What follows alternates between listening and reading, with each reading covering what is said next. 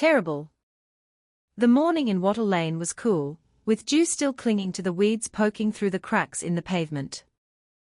In this small pocket of Harris Park, on the outskirts of Western Sydney, the mornings were usually pretty simple.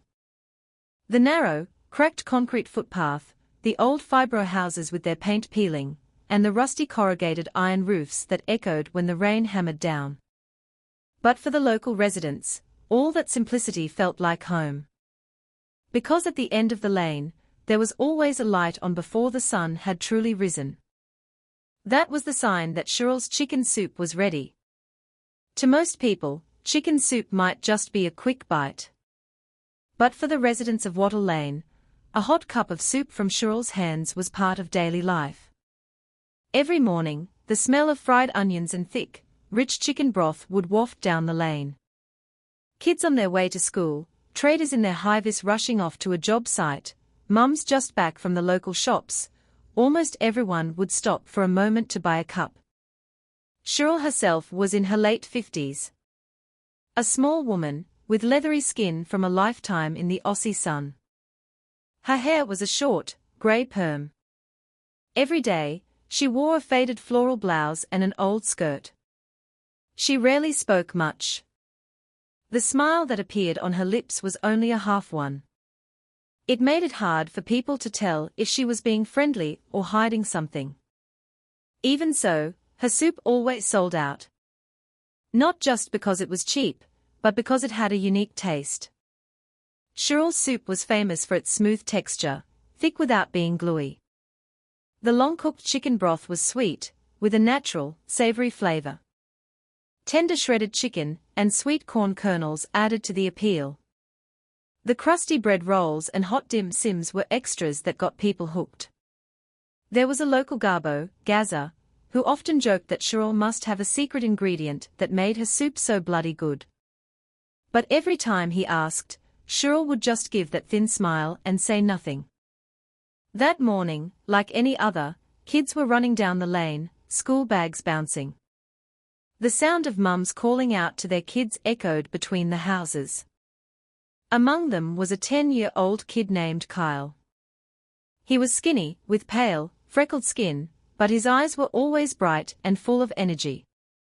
Kyle lived with his grandmother, Nan Joyce, because his parents, Daz and Shazza, were traders working on a big site way out west.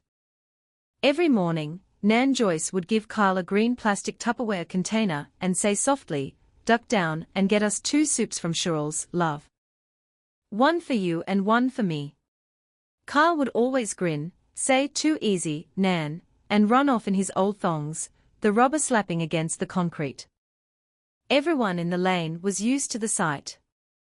The little kid would always come back with a cheerful face, clutching the Tupperware like he was carrying a precious gift. For Kyle, Cheryl's soup was something special. He loved the extra bits of chicken, or the occasional dim sim Cheryl would throw in for free. Cheryl would usually just smile that thin smile and say, "Eat up, get some meat on those bones. You're too scrawny."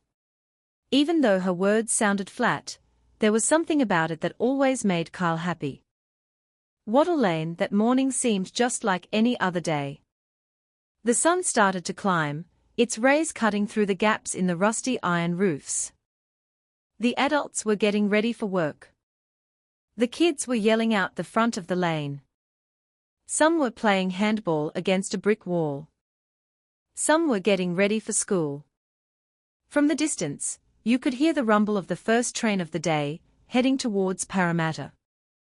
Life in the suburb was quiet, full of simple routines. No one suspected that the quiet was about to be shattered. Cheryl's life. In the corner of her simple kitchen, Cheryl was busy. Her left hand stirred a massive pot of soup, which bubbled thickly, blup, blup. Her right hand occasionally tossed in a handful of crispy fried onions. White steam filled the air, mixing with the strong smell of the broth. A few customers stood queuing patiently. Some were already sitting on the wobbly plastic stools she provided. There was no sign, no banner, just an old wooden table and a few small benches. But every day, the place was packed.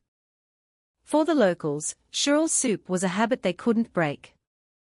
There was even a saying among them: if you started your day with Cheryl's soup, you'd feel strong all day. But behind all the normal-looking routines, there was something nobody realized. Cheryl lived alone in her small, cramped house. No husband, no kids. Her house just contained an old iron bed frame, a wooden wardrobe, and the cooking equipment she used for the soup. She rarely mixed with the neighbors. Whenever someone asked about her family, she'd just give that thin smile, then go back to her work. Over time, the locals got used to her. They just figured Cheryl liked to keep to herself, preferred the quiet life. No one was suspicious. For them, the most important thing was that her chicken soup was always ready every morning. But without them knowing, the warm aroma of the soup they smelled every day was covering up a massive secret. A secret that would one day rock the entire small community and leave a wound that would last for years. That morning, the atmosphere was still calm. A light breeze carried the smell of chicken soup to every corner of the lane. The sound of spoons clinking against bowls. The sound of kids laughing and the chatter of mums became the simple harmony of life. But behind it all, the shadow of a terrible event was drawing closer, unnoticed. Kyle's disappearance. A little after 6 a.m., the sun started to peek over the roofs of the houses. Kyle ran down the lane as usual, carrying the green Tupperware container from Nan Joyce. His smile was wide, his steps light. As if the morning world belonged only to him. He waved at a few mates who were playing handball. Nothing seemed strange. There was no sign of what was about to happen. Nan Joyce sat on the wooden bench out the front of her house, waiting. Her wrinkled hand held onto her walking stick. Her eyes watched the small lane where, every morning, she'd see her grandson return with a happy face. But minutes ticked by, and the little boy's shadow didn't appear. After waiting for half an hour, Nan Joyce started to get anxious. She tried to calm herself, thinking maybe Kyle had stopped to play with his friends for a bit. But a grandmother's heart can't be fooled. Something felt different that morning. With a shaky voice, she started to call out softly, "Kyle. Come on, love. Your soup's getting cold." Her voice echoed down the lane, but the only reply was the bark of a neighbor's dog. The soup containers on the table slowly began to lose their steam. A layer of onion-flecked oil settled on the surface, making Nan Joyce's heart twist with anxiety. She stood up with her stick, walked down the lane, and called her grandson's name again. A few neighbors who heard her came out of their houses to see what was wrong. Gaza, the garbo, said, "He's probably just playing handball down at the shops, Joyce. He'll be back." But Nan shook her head. Kyle was never this late. The grandmother's anxiety finally spread to the other residents. A few people decided to search towards the local shops. Some headed to the small creek behind the lane, and others fanned out along the streets towards the primary school. The suburb's usually warm atmosphere turned frantic. Shouts of Kyle's name were heard from every direction. Kids were stopped from their games. People started to close their shops for a moment to help. The morning air, usually so peaceful, was now thick with tension. It was almost 8 a.m. when one of the neighbors said quietly, "Last I saw him, about 8:30, he was still near Cheryl's takeaway." Hearing that, everyone suddenly went quiet. Their gazes slowly turned to the end of the lane, where Cheryl's takeaway was still steaming. Cheryl was still busy, just like normal. Her hands stirred the soup, her face calm and expressionless. A few locals approached cautiously. Nan Joyce, shaking, finally found the courage to ask, "Cheryl, did Kyle come by for soup this morning?" Cheryl looked up for a second, then answered flatly, "Yeah, he came by early. Bought 2 cups, then left. Don't know where he went after that." The short answer seemed to end the conversation. There was no sign of worry or panic on her face. Just that thin smile that made your skin crawl. Not long after, the roar of a ute was heard from the end of the street. Daz and Shazza arrived in a hurry, still in their dusty high-vis work gear. Their faces were pale, their eyes red with worry. As soon as she jumped out of the ute, Shazza screamed hysterically, "Where's my boy? Has anyone seen Kyle?" She ran down the lane, calling her son's name, her voice cracking with sobs. Daz tried to calm her down, but he was shaking himself. He walked up to the takeaway and stared at Cheryl, his eyes red and full of questions. Was my son here?" Cheryl looked down for a second, then answered in the same tone. "Yeah, he came by for a bit. After that, I don't know." Her hands kept stirring the soup, non-stop. As if nothing major was happening around her. The residents' anxiety grew. A mum whispered to her neighbor, "Why is she so calm? A little kid is missing." That whisper spread quickly, adding to the grim atmosphere. Around 9 a.m., a few residents decided to report it to the cops at Parramatta. Before long, the sound of sirens was heard. A few police cars entered the narrow lane. Officers started questioning the residents, taking statements, and searching every corner. Kids were told to stay inside. Wattle Lane, usually full of laughter, had turned into a tense search scene. The police also went to Cheryl's takeaway. The smell of fried onions and broth still filled the air. But strangely, the aroma now felt wrong. A young officer got close to the pot of bubbling soup. He took a deep breath and suddenly frowned. There was a weird smell. Faintly sweet, but sharp. He wanted to say something but held back. Meanwhile, Shazza sat slumped on the ground in front of the shop, weeping uncontrollably. Her hands covered her face, her body shaking. Daz paced back and forth like a wounded lion, calling his son's name until his voice was hoarse.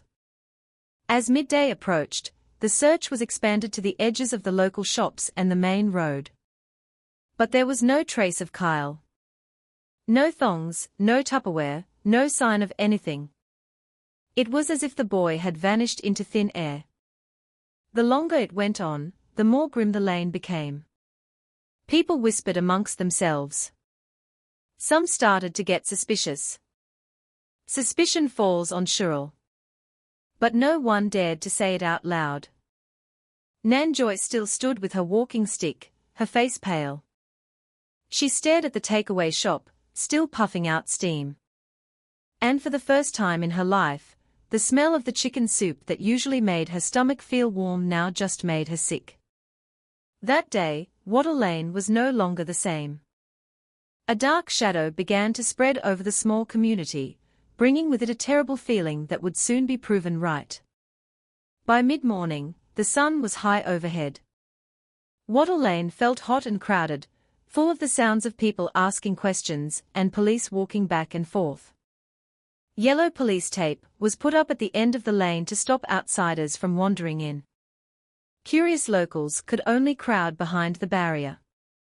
Their faces were tense, their eyes full of questions. A few officers started to enter Cheryl's takeaway. The large pot on the old gas stovetop was still bubbling. Its steam rose into the air. The smell of chicken broth mixed with fried onions filled the small space. But for some reason, for anyone who stood there too long, the aroma just made their head spin. Detective Sergeant Bevan, an investigator with plenty of experience, stepped inside carefully. His sharp eyes scanned every corner. He spoke to Cheryl in a polite tone. We'd like to ask you a few questions." Cheryl just gave a short reply. "Go ahead." Her hands kept stirring the soup. Her face was calm, without the slightest wrinkle of anxiety. The young officer accompanying him started asking questions. "This morning, around 6:30. Is it true Kyle came here? Cheryl glanced at him. Yeah, came by for a bit. Bought 2 cups, then left. Don't know where he went after that. Her answer was flat, like someone stating the price of an item at the shops. Bevan watched her movements. He was used to seeing the faces of nervous people trying to hide something. But this time, he didn't see that. In fact, Cheryl's calmness made his skin crawl. The thin smile at the corner of her mouth seemed unnatural in the middle of a crisis. Meanwhile, 2 other officers searched the inside of the house.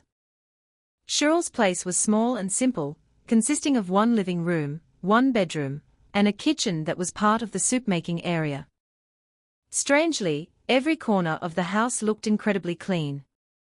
The floor was shiny, the kitchen utensils were stacked neatly, there were no oil stains or leftover food scraps scattered about.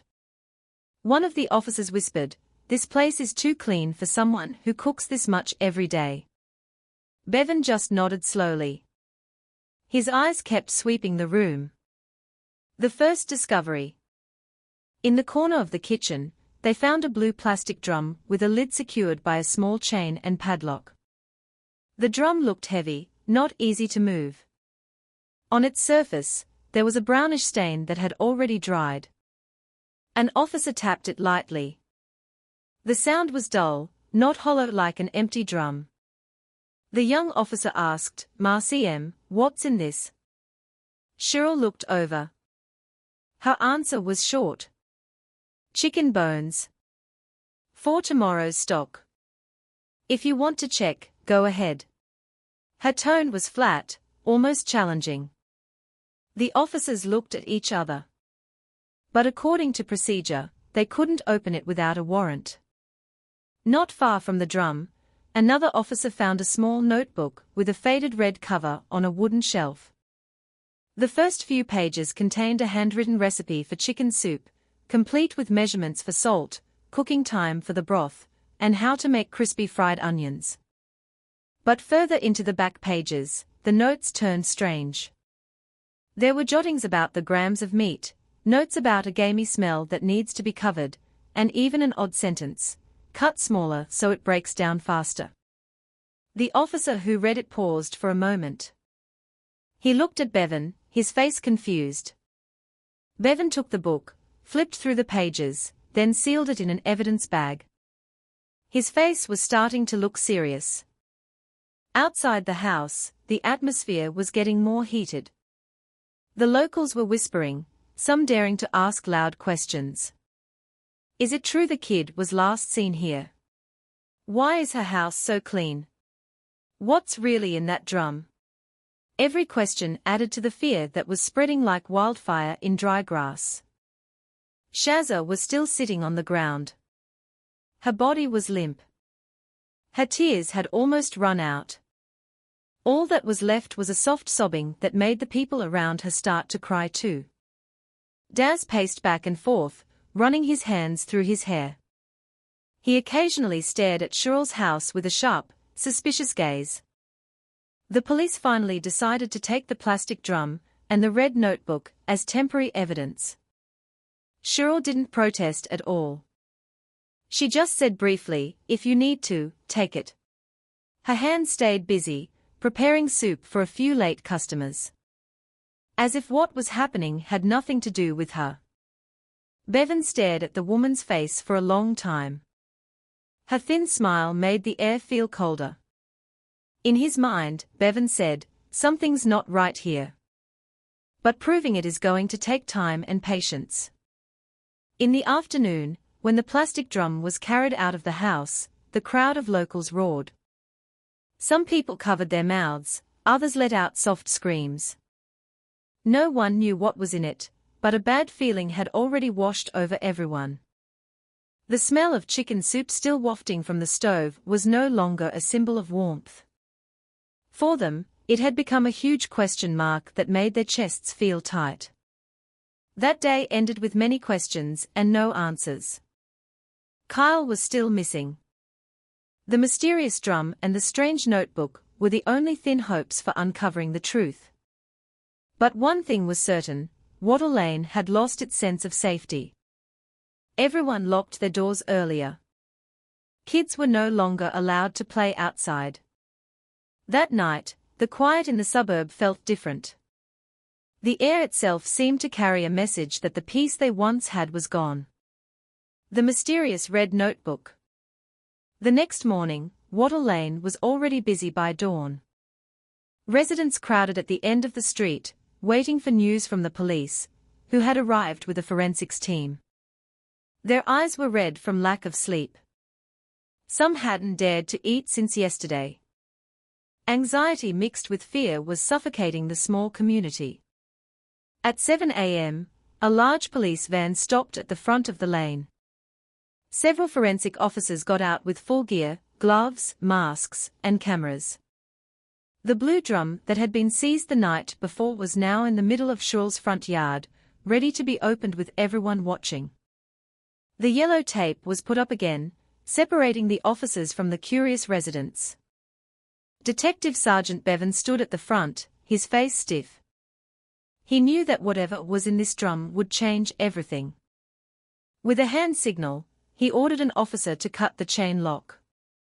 The sound of metal snapping was sharp, making some people in the crowd cover their ears in tension. When the drum lid was opened, the air was immediately filled with a putrid stench. It was so strong that several young officers coughed and turned their faces away. The residents standing further back covered their noses with cloth. A rotten, gamey smell pierced the air. It was completely different from the chicken broth they were used to smelling every morning. Inside the drum, several black plastic garbage bags were visible, tied tightly. One by one, the bags were lifted out and placed on a tarp.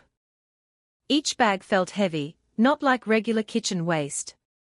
Carefully, an officer began to open the first tie. As soon as the plastic was pulled back, the scene went silent. Inside were white bone fragments, with small bits of flesh still clinging to them. Some of the bones looked small, clearly not from livestock. A forensic officer whispered, "These are human bones." That sentence made everyone's blood run cold. The residents crowded behind the yellow tape screamed hysterically. Some of the mums fainted on the spot. Others quickly grabbed their children and pulled them away. The sound of crying and prayers mixed together, filling the air. It was as if the whole suburb had been struck by lightning in broad daylight. Nan Joyce, standing in the crowd, let out a piercing scream. "Kyle! Where's my grandson?" Her voice was hoarse, her body shaking violently. Shazza immediately collapsed against her husband, wailing until her body went limp. Daz could only stand stiffly, his face as white as a ghost, as if he'd lost his soul. Bevan himself tried to keep his expression neutral. He'd handled many cases, but this one felt different.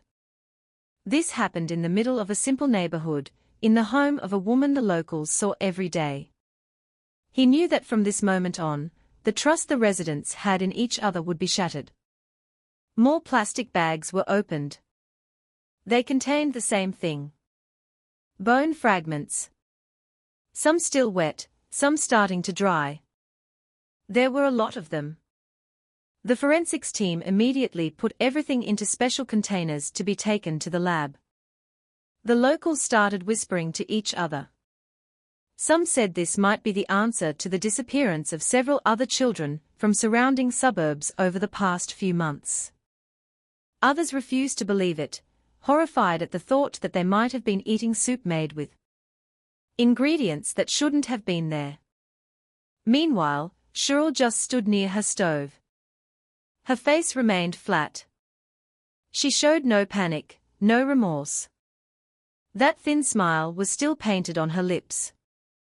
As if what had just been found was nothing shocking. An officer approached and asked if she wanted to say anything. Cheryl just answered briefly, "If that's what you found, then take it. There's nothing I can do to change it." That answer made the atmosphere even more chilling. Some of the residents shouted in anger, some swore at her. But the police line kept them from getting close. Bevan quickly ordered Cheryl to be taken to the station for further questioning. As Cheryl was led out of the house in handcuffs, the crowd erupted with shouts.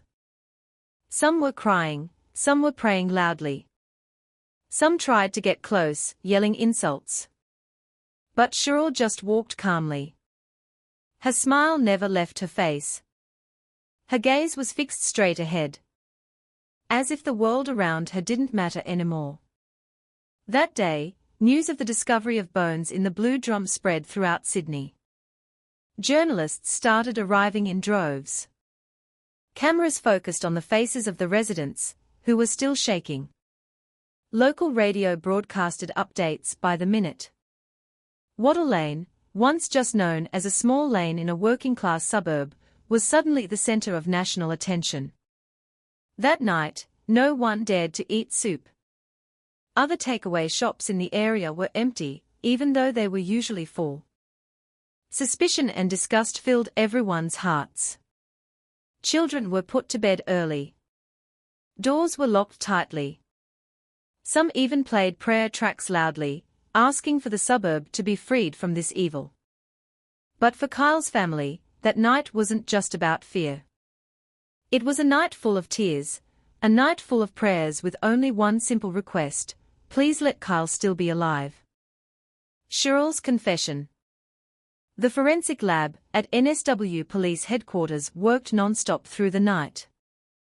The bones found in the Blue Drum were carefully separated. Every piece was photographed, weighed, and catalogued.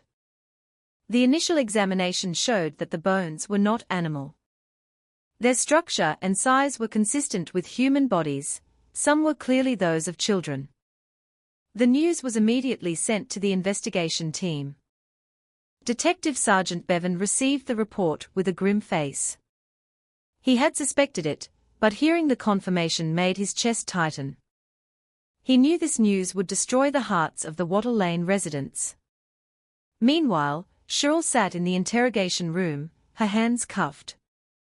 Her face remained calm. She didn't cry, she didn't get angry, she showed no guilt. That thin smile still played on her lips. Several officers took turns questioning her, but her answers were always short. Yes, that's right. Kyle came that morning. Yes, I live alone. No, I don't know where he went. Bevan finally went in himself. He sat across the table, staring intensely at Cheryl. He was silent for a long time, hoping the silence would make the woman speak. But Cheryl just stared back with that same smile. Finally, Bevan spoke softly. Cheryl, the bones we found at your house. They are not chicken bones. They are human bones. Would you care to explain that? Cheryl was quiet for a moment. Her smile widened. Then she said softly, if that's what you found, then you already know. There's nothing for me to add. The words made the air in the room turn icy. Her tone was calm, but it was that very calmness that unsettled everyone in the room. A few hours later, the full lab results came back.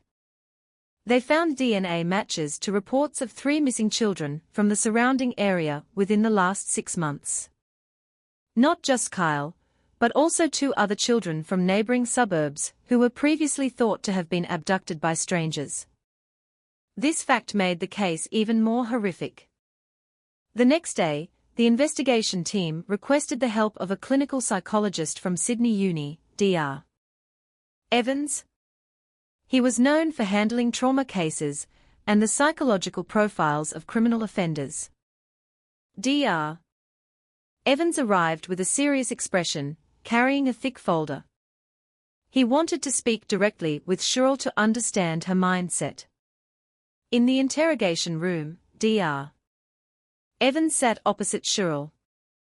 First, he introduced himself gently, trying to ease the atmosphere. Cheryl just smiled thinly. When asked about her life, she answered briefly, I've been on my own for a long time. No husband, no kids. My life is just making soup. Dr. Evans then slowly steered the questions to the events being investigated. At first, Cheryl remained silent, but after a few hours, she finally opened up. She spoke softly. A while ago, there was a little kid who used to tease me. Said my soup was bland, then ran off without paying. I got angry. I hit him. It was an accident. He died. I panicked, didn't know what to do. So I used that method. So people wouldn't know. The room went silent. The officers listening in felt a chill run down their spines. Cheryl told the story as if she were talking about something ordinary. She even continued, after that, people ate my soup. They said it was delicious. I felt relieved. Because my secret wasn't discovered. Then, after a while, I felt like it was a way to survive. Dr. Evans noted every word carefully. In his professional opinion, Cheryl was showing symptoms of antisocial personality disorder. She felt no guilt, no remorse for her actions. In fact, there was a kind of satisfaction in having successfully deceived her community. Psychological analysis. After the long session, Dr. Evans spoke to the media. With a calm voice, he explained, this case isn't just a simple criminal act. There is a distorted thought pattern, where the perpetrator feels satisfaction from successfully covering up their actions. They even feel smarter than everyone else. This is a dangerous condition, because the perpetrator can continue to function normally in society while hiding extreme behaviors. That statement made the public even more hysterical. The people of Western Sydney couldn't believe that the simple woman they saw every morning could do such a thing. Especially since Cheryl was always known as someone who rarely spoke, never caused any trouble. In Wattle Lane, the mood grew even darker. Some people admitted to feeling sick every time they remembered the smell of the soup they used to love. Some even vomited just from the thought. Other takeaway soup shops in the area suddenly became empty, even though they had nothing to do with it. Suspicion had already taken root. For the victims' families, every new piece of news felt like another stab. Daz and Shazza couldn't bear to hear the forensic details anymore. Nan Joyce sat on her front porch every night, her eyes empty, calling Kyle's name in a hoarse whisper. Bevan, leading the investigation, couldn't sleep soundly. Every time he closed his eyes, he saw Cheryl's face with that thin smile. He knew this case wasn't over. There were still so many unanswered questions. Did Cheryl act alone? Were there other victims? And most importantly, what drove a simple suburban woman to become like this? That night at the station, Bevan stared at the red notebook still on his desk. He flipped to the last page. A short sentence was written there. Friday. All finished. Bevan let out a long breath. What did that sentence mean? Was there another plan that hadn't been revealed? His heart grew heavier. He realized this case had just entered a much darker chapter. The city of Sydney had never been rocked by a case this big. Since morning, the front of the police station was swarming with journalists from various media outlets, cameras, microphones, and notepads all jostling for position. Everyone wanted the latest update on the Cheryl case. Among the journalists was a young woman named Jess. She worked for a community radio station in the city, a place that usually only broadcasts small stories about local events or traffic reports. But this time, Jess felt her duty was different. Jess had come not just to report the news, but to understand the story behind the tragedy. She had grown up in a small town, used to the warmth of a tight-knit community. She found it hard to imagine a local woman could keep such a dark secret. With a voice that was soft but firm, Jess was determined to hear the stories directly from the residents. The voice of the residents. Meanwhile, inside the police station, Detective Sergeant Bevan and his team continued to compile their reports. They had forensic evidence, they had an initial confession, but there were still many hanging questions. One of them was the red notebook, filled with codes and odd sentences. Friday. All finished. That sentence haunted Bevan every time he closed his eyes. In the afternoon, Jess walked to Wattle Lane. The residents, still traumatized, greeted her with a mixture of fear and relief. They wanted to talk, but they were also worried their stories would open up the wounds even more. With a gentle approach, Jess started to sit with the local mums from the PNC, who were gathered at the community hall. A mum named Narelle spoke up. She said that for the last few months, she'd often seen Cheryl coming and going from her house late at night, carrying large plastic bags. Sometimes she heard a loud thudding sound from the kitchen. But she never dared to ask. She just thought it was chicken bones for the soup. Bruce, a locksmith who lived right across from the takeaway, added his story. He'd once seen Cheryl hauling a small blue drum in the small hours of the morning, placing it in the corner of her kitchen. Strangely, whenever someone looked over, Cheryl would pretend to be sweeping the footpath. Bruce thought it was suspicious at the time, but he kept quiet. He was afraid of being seen as a busybody, a troublemaker. There were also stories from the local kids. They had once dared each other to peek into Cheryl's kitchen through a gap in the window. One of them claimed to have smelled a weird odor. Not like chicken, but sharper, and it made him feel sick. But because they were scared of getting in trouble, they never told their parents. Now, with everything out in the open, they cried in fear, remembering the experience. Jess noted it all down carefully. She felt more convinced that Cheryl's story wasn't just about crime, but also about how a community often turns a blind eye to strange things. The reluctance to interfere, the fear of upsetting a neighbor, and the blind trust in daily habits had, it turned out, opened the door for something horrifying. That night, Jess broadcast her report live on the radio. Her voice was soft but clear. This case teaches us that what we see on the outside doesn't always reflect what's in someone's heart. The residents of Wattle Lane lived with trust for a long time, but that trust is now shattered. The question is, do we ever really see each other with open hearts? The broadcast touched many listeners. Some called the station to share their own experiences with neighbors who, it turned out, were hiding big problems. Some cried, remembering their own lost family members. Jess knew this story was hitting far more people than she had imagined. Meanwhile, at the police station, Bevan was examining the red notebook again. He contacted a team of criminologists from Sydney Uni to help crack the codes. They suspected the notebook wasn't just recipes, but a kind of personal journal reflecting Cheryl's obsession. On one page, there was a strange note, smaller pieces, the smell disappears faster. On another page, it said, don't let anyone suspect. Just smile. For Bevan, this notebook showed that Cheryl's actions weren't spontaneous. They were planned meticulously. In Wattle Lane, the residents started to hold a prayer vigil at the local community hall.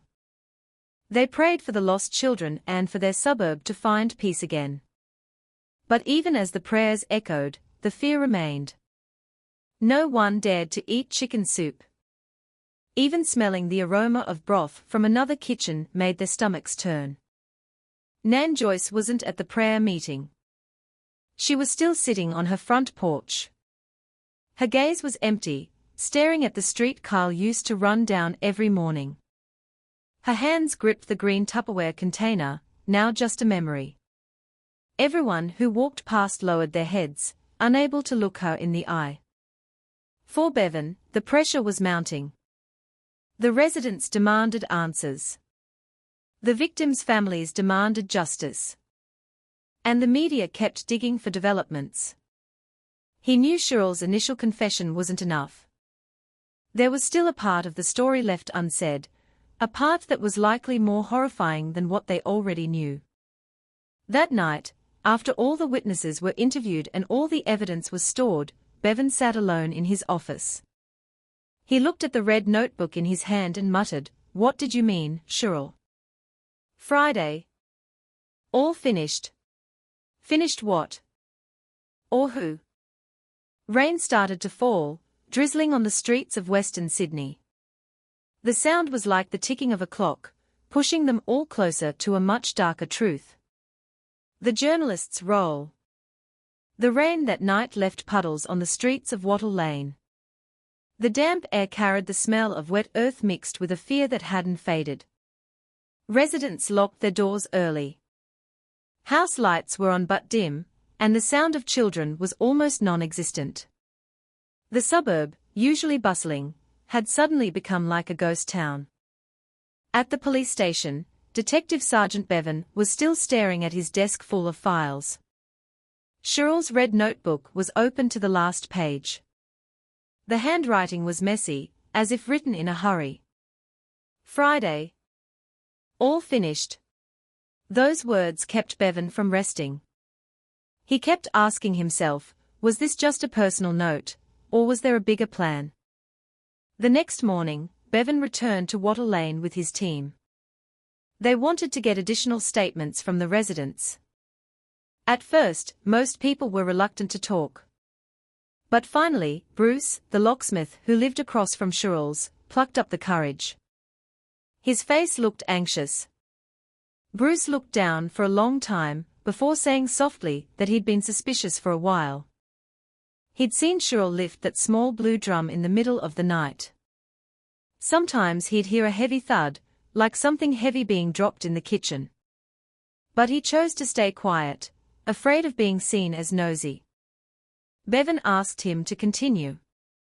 In a quiet voice, Bruce explained that 3 nights before Kyle disappeared, he saw Cheryl dragging a black garbage bag into her kitchen and then starting a large fire in her old incinerator. The smoke was thick and smelled strange, making his stomach churn. When he asked, Cheryl just gave her thin smile and said she was burning some offcuts. Bruce didn't dare argue. That testimony made Bevan even more certain that this wasn't a spontaneous incident. There was a pattern, a habit, repeated over and over. The red notebook, the blue drum, and the neighbors' stories all pointed to the same thing: Cheryl had planned her actions meticulously. But what made Bevan uneasy was the sentence, Friday. All finished. Today was Wednesday.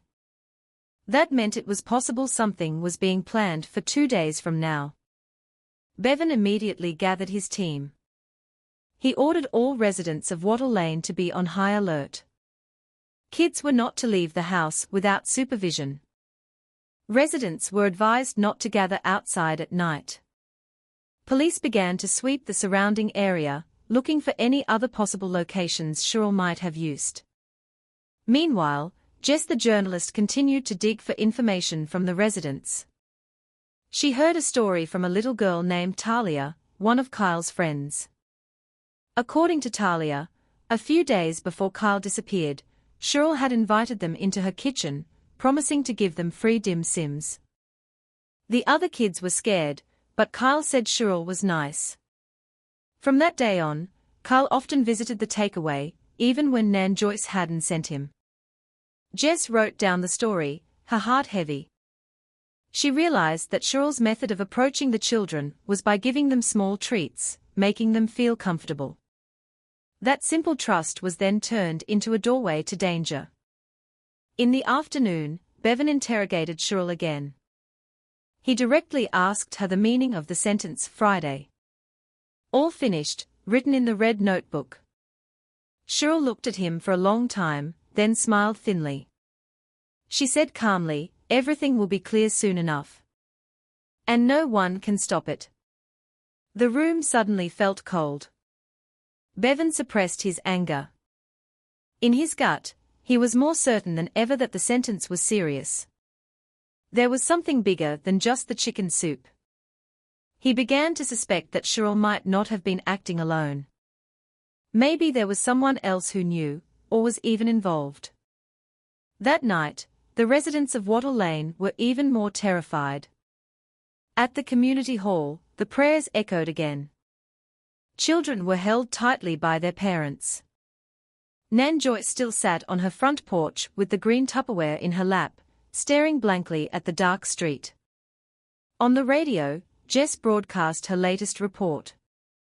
Her voice trembled as she explained that the residents of Wattle Lane were now living in fear. Not just because they had lost their children, but also because of the shadow of a threat that hadn't yet taken shape. Cheryl's red notebook was still a mystery, and time was ticking down towards Friday. Listeners were silent. Many sent text messages. Some prayed for no more victims. Some cursed Cheryl with harsh words. But the most common sentiment was fear. Fear that evil could be born from someone who had always been considered part of the family. Bevan didn't sleep that night. He sat in his office with a large map of the Harris Park area in front of him. He marked the spots where children had disappeared in the last 6 months. They all pointed towards Wattle Lane. Then he looked at the red notebook one more time. The short sentence that kept haunting his thoughts. Friday. All finished. What would be finished? An old plan.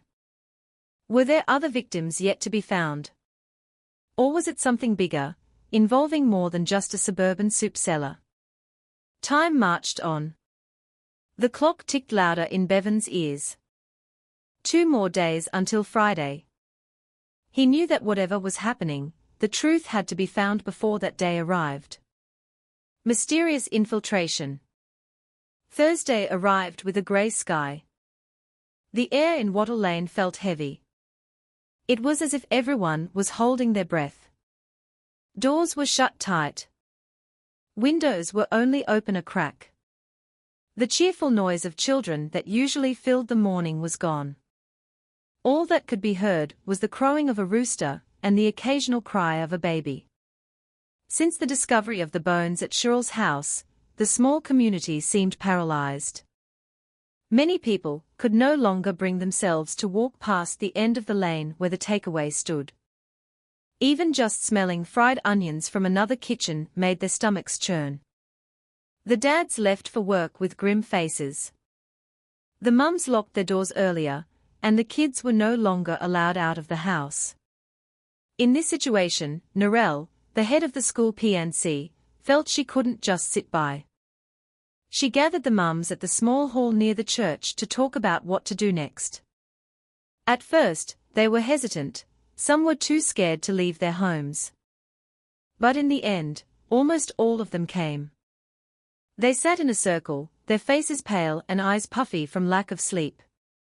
Narelle opened the meeting, her voice trembling. She said their community was facing a great test.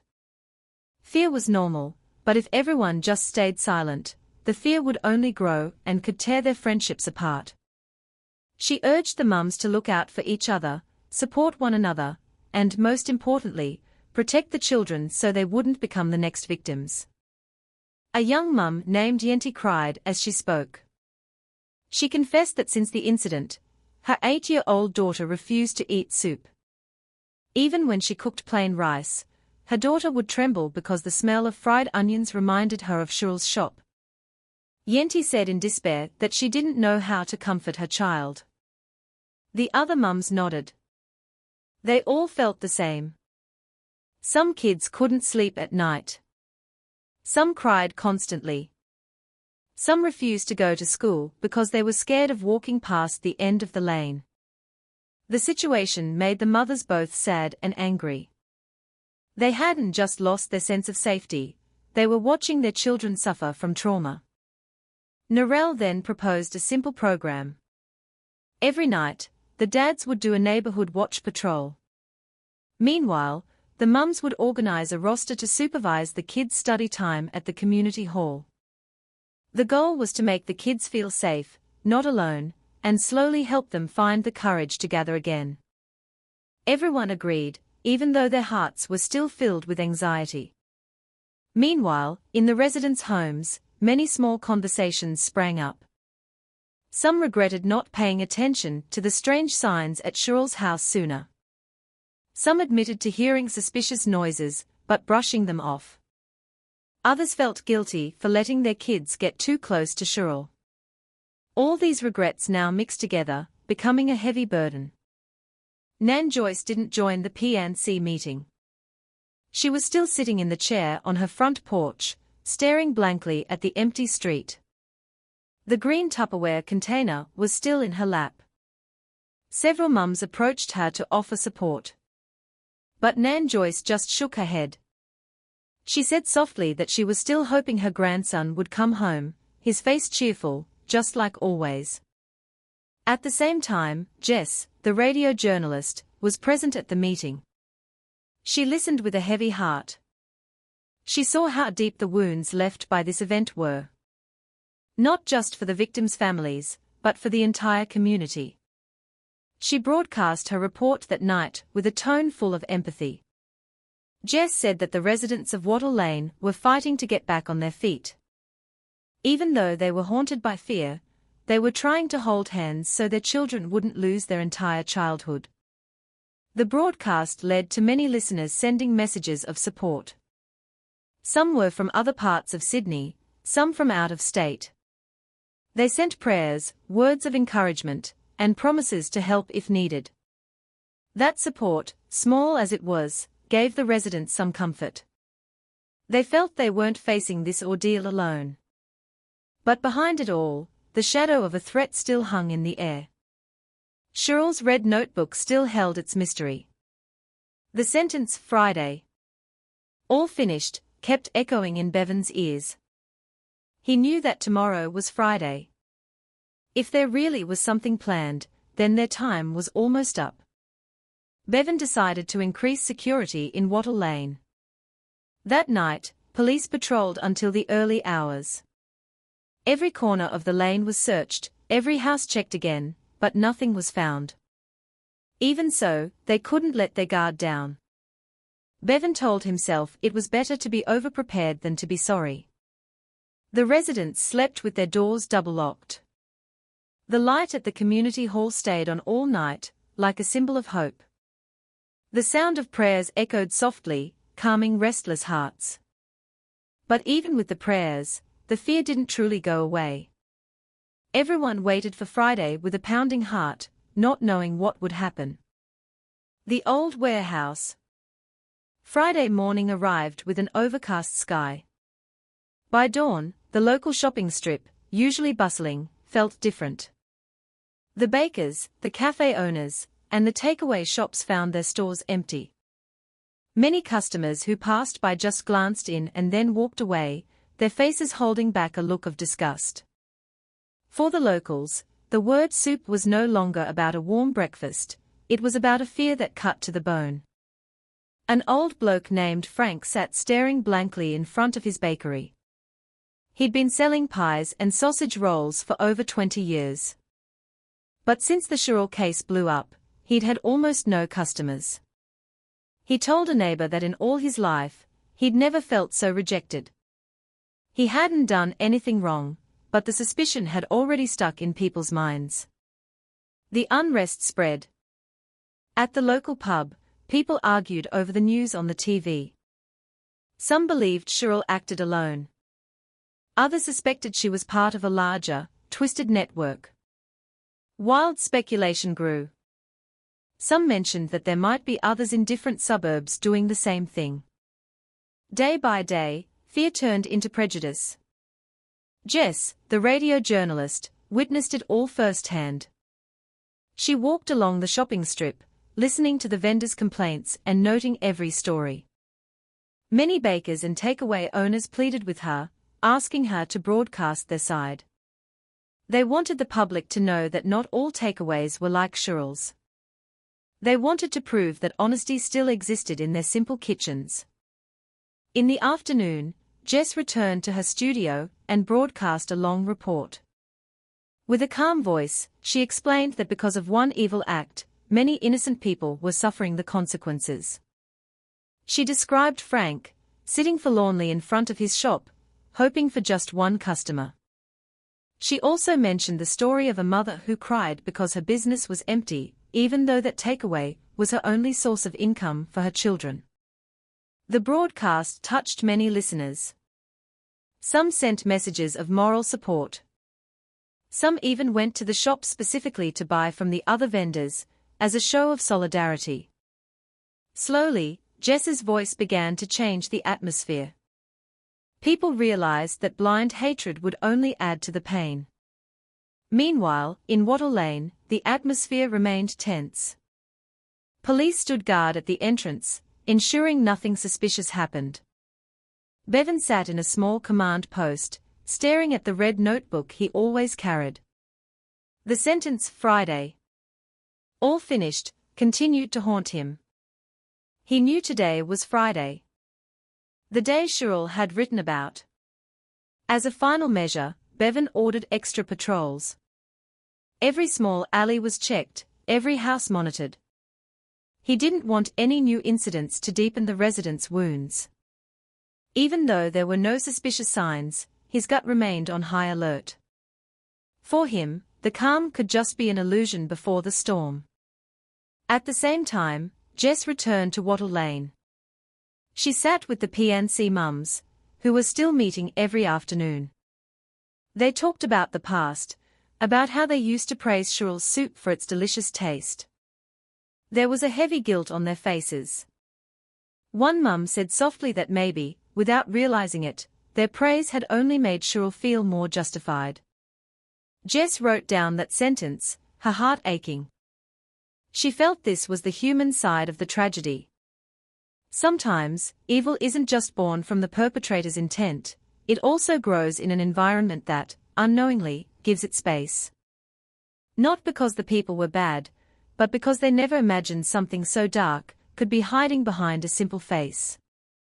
As evening approached, Jess broadcast again on the radio. She said softly that the Wattle Lane tragedy wasn't just about the loss of children, but also about the destruction of trust. She stressed the importance of caring for one another, of not letting neighbors live alone without any attention. Because loneliness can be fertile ground for unseen wounds. That night, the sound of Jess's broadcast was heard in many homes. People listened in silence. Some shed tears. Some felt comforted, others felt even sadder. But one thing was clear, her voice made them feel less alone. Bevan, sitting in his post, also heard the broadcast on a small radio. He closed his eyes for a moment, feeling every word. For him, Jess wasn't just a journalist. She was a reminder that behind all the files, evidence, and investigations, there were human beings struggling to heal. But just as the night began to settle, an officer ran towards Bevan, his face panicked. He reported that a resident had seen a shadow, someone entering Cheryl's house, which was still sealed. Bevan immediately stood up, his heart pounding. Was this what the red note meant? Was Friday truly going to be the day? That Friday night, Wattle Lane was once again filled with tension. After the report of the mysterious shadow seen entering Cheryl's house, the police moved immediately. Bevan led a small team with torches and weapons drawn. They walked slowly down the quiet lane. The lights from residents' houses flickered in the distance, but no one dared to come out. Everyone was peeking from behind their curtains, their faces full of fear. Cheryl's house stood silent. The police seal was still on the door. The yellow tape stretched across the front, but it looked torn on one side. Bevan crouched, touching the seal with a gloved hand. It was clear someone had tried to get in. He gave his team the signal to be ready. Carefully, they pushed the door. The old hinges creaked softly, adding to the chilling atmosphere. As soon as they entered, the air inside felt cold. The lingering smell of old soup and wood smoke was still faint. Even though the stove hadn't been lit for days. Bevan moved deeper, sweeping the room with the beam of his torch. Suddenly, they heard soft footsteps from the direction of the kitchen. All the officers held their breath. Bevan raised his hand, signaling. They approached slowly. As the torch beam hit the kitchen, they saw a figure moving quickly towards the back window. An officer shouted, "Police! Stop!" But the shadow leaped out of the window, running into the dark alleyway. The police immediately gave chase. But the narrow, slippery lane made it difficult. After a 15-minute search, the figure was gone, vanished. Bevan returned to Cheryl's house, breathing heavily. He knew that person had a specific purpose. He checked the kitchen thoroughly. In the corner of the room, there was a scuff mark in the dust. As if something had just been moved. After checking more closely, they found a small wooden box hidden under a pile of charcoal bags. The box was locked, but Bevan ordered an officer to force it open. Inside were several crumpled sheets of paper. What was written on them made his blood run cold. It was a list of names. Some were crossed out, some were still blank. Next to each name was a number and a short, cryptic note. Several names matched the children who had already been reported missing. Bevan stared at the list, his face grim. It was clear Cheryl hadn't just done this once. She had kept a meticulous record. As if she were managing a large project. A new question popped into his mind. Was she working alone, or did someone else help her, someone who was now trying to destroy the evidence? The evidence was immediately taken to the police station. The residents who heard the news became even more distressed. They gathered at the community hall, praying loudly. Meanwhile, a few dads stood guard, their faces pale. Children were held tightly. Some weren't even allowed to sleep in their own beds that night. Jess, who had also heard about the mysterious intruder, rushed to the scene. She couldn't get in because of the police line. But from the outside, she could see the panicked faces of the residents. She spoke to a mum who said softly that they didn't know who to trust anymore. Every night felt like a nightmare that wouldn't end. The night wore on, but Bevan was still sitting in his office. In front of him were two pieces of evidence, the red notebook with the sentence "Friday." All finished, and the wooden box containing the list of names. He felt the weight on his shoulders growing heavier. His mobile phone vibrated. A text message from the forensics team analyzing the additional notes. It said that the ink on the list of names was different from the ink in the soup recipe notebook. Meaning it was possible more than one person had written in it. Bevan was silent for a long time. If it was true there was someone else, then this case was far bigger than they had suspected. Outside, the rain started again. Its sound drummed on the roof of the police station, like a rhythm pressing on his heart. Bevan stared at the dark window, and muttered that the truth had to be uncovered before more victims fell. The clock showed midnight. Friday had just begun. Bevan knew this was the day Cheryl had written about in the red note. He closed his eyes for a moment, trying to calm his mind, but the faces of the missing children continued to haunt him. That night, Wattle Lane did not sleep. The residents kept watch, with prayers and fear. The police patrolled every corner.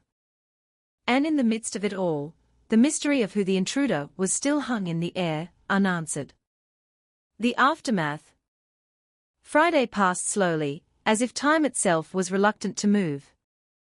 Since dawn, Wattle Lane was under heavy police guard. Residents didn't dare leave their homes, except to go to the community hall. They spoke in whispers, as if a loud noise could invite disaster. Every step felt watched. Every door was locked tight. At the police station, Bevan sat in his office, his eyes exhausted. His hair was a mess. His face was pale from lack of sleep. Since last night, he hadn't been able to stop thinking about the wooden box with the list of names. The longer he stared at it, the heavier the burden felt. He knew that behind those names were families waiting for answers. The phone on his desk rang non-stop. Journalists from national television, newspapers, and online portals were all fighting for a comment. They asked about the meaning of the red note, the identity of the intruder, and the possibility of other victims.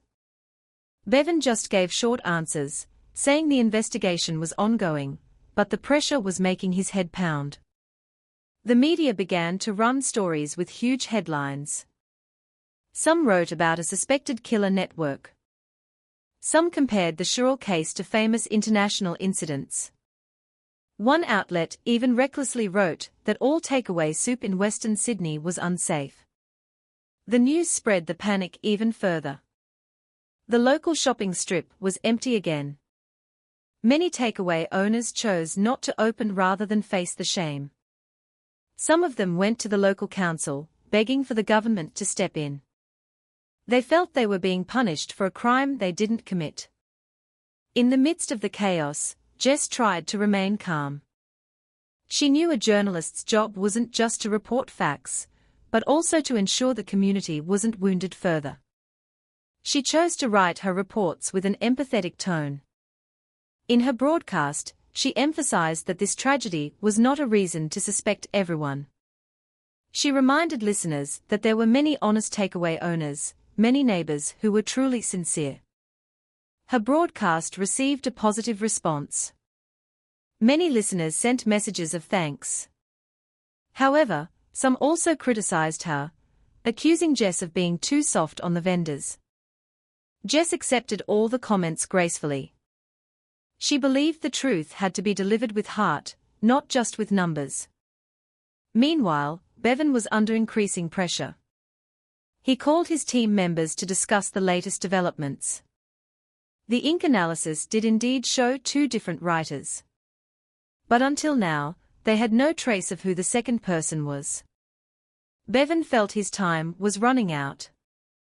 He remembered the sentence, Friday. All finished. Today was Friday, but he still didn't know what was supposed to be finished. As night fell, the atmosphere grew heavier. The residents of Wattle Lane gathered at the community hall, praying together. Their voices were soft but full of hope. Narelle led the prayers. The children sat in their parents' laps. Everyone hoped the night would pass without incident. Bevan was also at the hall. Although he only stood outside, he listened to the prayers, feeling the weight of responsibility pressing down on his chest. He knew the residents were pinning their hopes on him. But in his heart, he was also human, and he could falter. As he looked up at the night sky, he whispered to himself that he had to keep going, he couldn't give in to the fear. Jess was also at the hall that night. She didn't turn on her recorder, didn't write anything down. She just sat with the mothers, holding their hands, sharing their sadness and hope. For her, there were times when a journalist had to put down the pen and just listen with their heart. When the prayers finished, the atmosphere was a little calmer. But behind the calm, the shadow of a threat still lingered. Children were held tighter, doors were locked, and the lights at the community hall were left on all night. Back at the police station, Bevan looked at the list of names in the wooden box again. His eyes stopped on a name that wasn't crossed out. It was a name he didn't recognize, not from the list of reported victims. He immediately called his team to trace it. If that name was real, it meant there was someone out there who might still be in danger. Time kept moving, the night growing later. The rain started to fall again, heavily. Bevan stood at his window, watching the drops stream down. In his head, there was only one thought. He had to find the truth before it was too late. The rain was still pouring.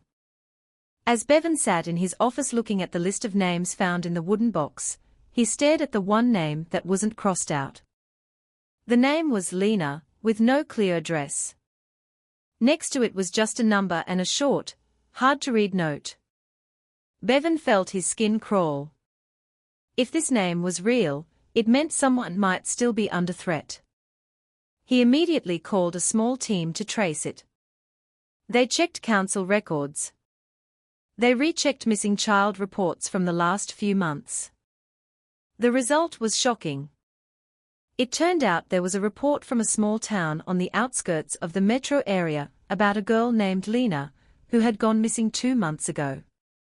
The report hadn't received much attention because it was assumed she was a runaway or had been taken by a relative. Now, that name had appeared on Cheryl's list. Bevan rubbed his temples. His heart was troubled because it was becoming clear that Cheryl wasn't just connected to Wattle Lane. It was possible other victims came from outside the suburb. That meant the case was far wider than they had suspected. The next morning, Jess came to the police station carrying a recording of an interview with some residents from that small town. She said Lena's parents were still waiting for news. Even though they had almost lost hope, when they heard their daughter's name was on Cheryl's list, they broke down. Jess passed on their message to Bevan. They just wanted to know the truth, no matter how painful. Bevan was silent for a long time. He looked at Jess with heavy eyes. Her presence, which he usually saw as just another journalist, now felt different. She wasn't just reporting, she was genuinely standing with the people who were hurting. In his heart, Bevan felt a little stronger, knowing there was someone trying to see this case from a human side, not just as a headline. Meanwhile, in Wattle Lane, the tension was rising. The residents were still on guard, but now suspicion was starting to turn inwards. Some whispered that maybe Cheryl didn't work alone. Some accused a neighbor, who rarely left their house. Some even started pointing fingers, just because they saw someone coming home late. The PNC meeting led by Narelle was held again to calm the residents. She insisted that suspecting each other would only make things worse. But her words weren't easily accepted. The trauma was too deep, the fear too great. The children still didn't dare to play outside, not even on their own front porches. Bevan got a report about the unrest. He knew if it wasn't handled soon, the community could tear itself apart. He went to the community hall himself to gather the residents. With a calm voice, he explained that the investigation was ongoing, that the residents had to unite, not suspect each other. Even though his words were calming, the looks in people's eyes were still full of anxiety. That night, Jess broadcast a long report on the radio. She described how the residents of Wattle Lane were fighting against their fear, how the children had lost their joy, and how parents were keeping watch all night. She also mentioned the story of Lena, as a reminder that this case was bigger than it looked. Her voice made many listeners pause. Some shed tears, some sent messages of prayer, and some were angry at the community's previous indifference. Jess closed her broadcast with a soft sentence: behind every name was a child who once laughed, ran, and dreamed. At the police station, Bevan listened to the broadcast on the small radio on his desk. He felt a warmth in his chest, but also a pain. Warmth, because there was a voice reminding him that his job wasn't just about catching a culprit, but also about protecting families' hopes. Pain, because he knew there were still so many mysteries left unsolved. Near midnight, a new report came in. A resident claimed to have seen a shadow flickering near Cheryl's house again. The police moved immediately, but once again, the figure disappeared into the darkness. The tension in Wattle Lane peaked again. Residents prayed harder. Some cried out in fear. Bevan stood in front of Cheryl's silent house, the yellow tape torn. Rain still dripped from the tin roof. He stared into the darkness and muttered to himself that this mystery wasn't over. There was someone else still out there, and their time was running out. The weight of the badge. Saturday morning, the atmosphere in Wattle Lane was still tense. Residents were reluctant to leave their homes. Only occasionally would someone be seen rushing to buy groceries, then quickly returning. Cheryl's house remained sealed. But the mysterious shadow, that had been seen twice, made everyone unable to rest. Bevan led a team to search for clues. They checked the simple CCTV footage from a corner store at the end of the lane. From the recording, a shadowy figure in a dark hoodie could be seen running quickly near Cheryl's house. Their face wasn't clear, but the figure was real. Analysis showed the person ran towards the main road, not back into the small lanes. That meant they probably weren't a Wattle Lane resident. Bevan let out a long sigh. If it was true an outsider was involved, this case could be more complicated than he'd imagined.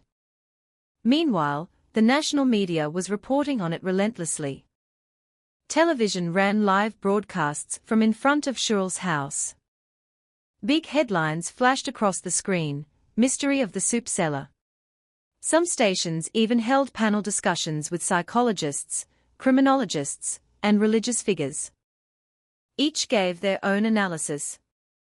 Some focused on Cheryl's psyche. Some highlighted the weakness of Neighborhood Watch. The pressure landed on Bevan's shoulders. The phone in his office barely stopped ringing. His superiors demanded fast results. Journalists demanded a statement.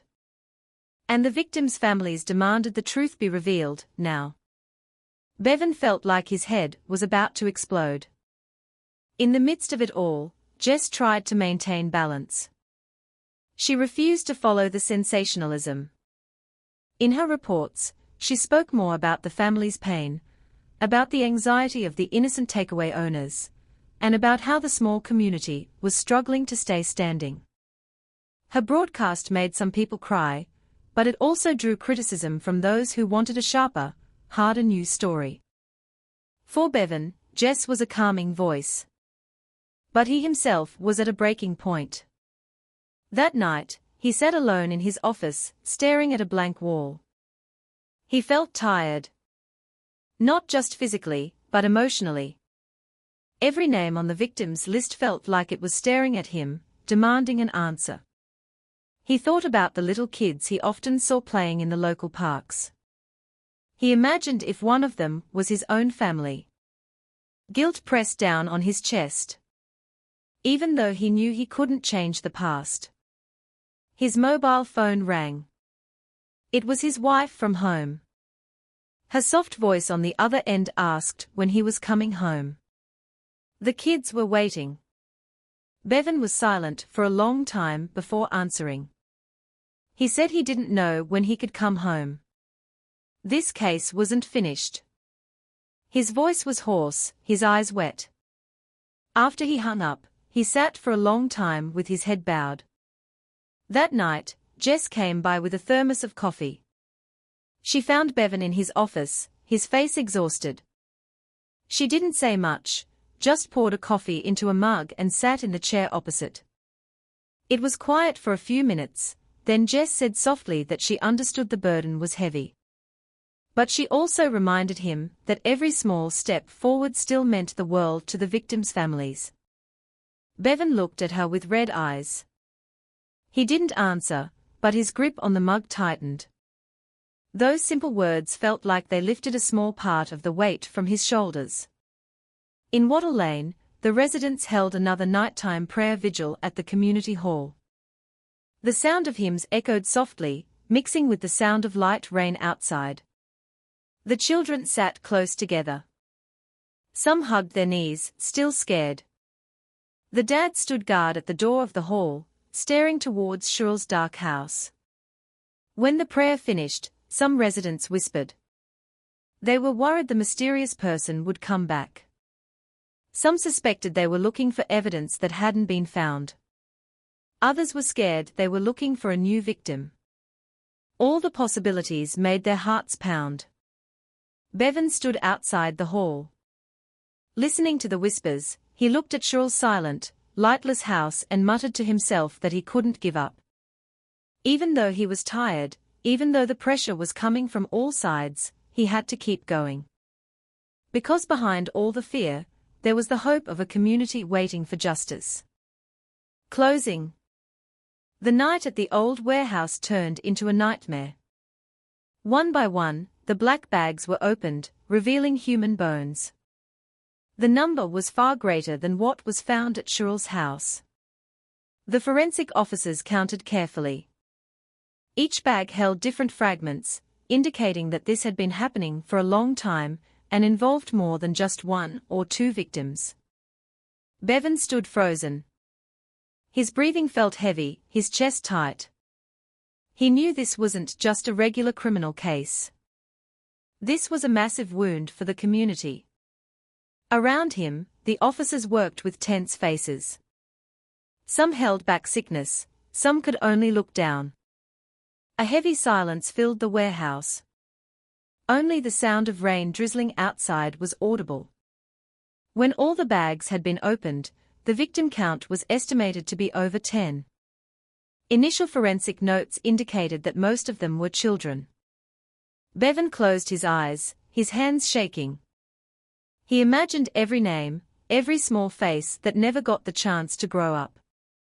Jess, who was watching from outside the police line, held back tears. She wrote in her notebook with a trembling hand. For her, this wasn't just news. This was the scream of families who had lost everything, prayers that had been cut short, and futures that had been stolen. The next morning, the news of the discovery at the Bone warehouse shook the entire country. Television broadcast images of officers carrying the black bags. Newspapers ran massive headlines about the